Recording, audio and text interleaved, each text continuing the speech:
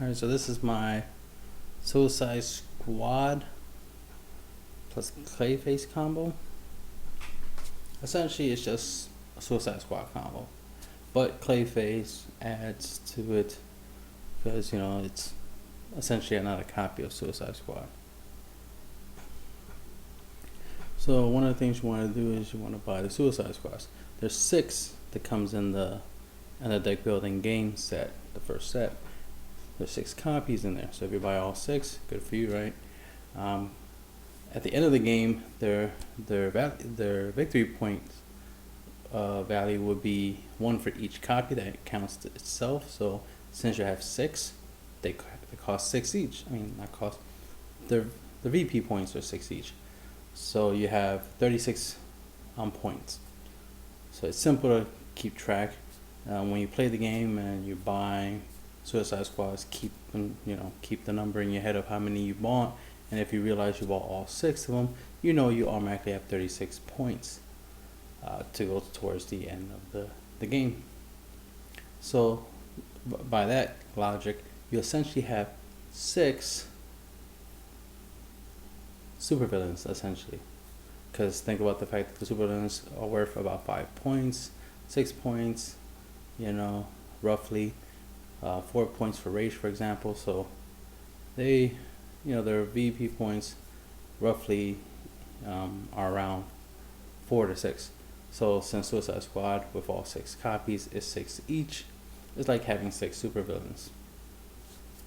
So that already puts you ahead of everybody else, points wise. For anyone to equal you, they will have to get 6 supervillains with 6 power just to equal you with your 6 Suicide Squad. And think about it, the Suicide Squads are cheaper because they're 4 points each, as opposed to the supervillains, which can range from 8 all the way up to 13 points. On 13 costs. So Suicide Squads are a cheaper way of getting a lot of points towards the end of the game, so you can win. So might as well grab them. They're essentially kicks. Look at it. They give you +2 power, and they only cost 1 more than a kick. I'll show you what a kick looks like. Obviously, see, +2 power, cost of 3. Suicide Squad only costs 1 more for the same results, +2 power. An added thing the Suicide Squad has, which I'm a fan of, is the fact that if you already played 2 other Suicide Squad cards this turn, each roll discards his hand. So the way it works is you gotta play 2 Suicide Squads and then play another one. So you have to essentially play 3 in a single turn. You play 3 in a single turn, every one of your opponents, your foes, right? They discard their entire hand. This is not an attack, so they cannot block it with the defense cards, which makes it a great effect. Obviously, it makes it worth collecting the cards, so you can do that over and over again, and no one can stop it. And that just gives you, if you want to say, unfair advantage, because now everyone is losing their entire hand, which means on their turn they can't do nothing but end their turn, draw their 5 cards, and pass until it's your turn again. And since your deck was largely consists of Suicide Squads and Clayface, which Clayface's effect is, choose a card you played this turn, play it again this turn. The effects and the power generated from the card you played, it remains. So in other words, you play Suicide Squad, you play Clayface, choosing Suicide Squad, so you're essentially playing another Suicide Squad. So you just play 2. If you play a Suicide Squad, you get the Suicide Squad ability because you played 2 prior to playing the 3rd one. You could also get the effect of, if you play Suicide Squad, then play Clayface, and then play your second Clayface, both targeting the Suicide Squad, you will cause the effect of a Suicide Squad because you played 2 Suicide Squads prior to playing your 3rd one. It all applies because you're essentially playing a copy of the card or playing the card again, and all it states is if you already played, emphasis on the word played, if you already played 2 other Suicide Squads, right, you get the effect. So the 3rd Suicide Squad card is the one that's activating the effect to cause your opponent to lose a card from their lose their hand. It causes all your opponents to lose their hand. All you have to do is play 2 Suicide Squads prior to playing your third one, right? So Clayface will trigger this effect. So like I said, buy 6 of them. Obviously you get a lot of points, but the main thing is since they're +2 power, you buy them. They're essentially like buying kicks. You know, Clayface, he's just so you can copy them, which also will give you +2 power on top of the whole hand loop effect. It'll give you +2 power as well. So if you have 3 Suicide Squads and 2 Clayface, you know, you can play the 3 Suicide Squads, make your opponents lose their hands, then play the 2 Clayfaces copying the Suicide Squad, just so you can get the 2 extra power, and right there's 10 power. That's enough to buy any supervillain that costs 10 or less.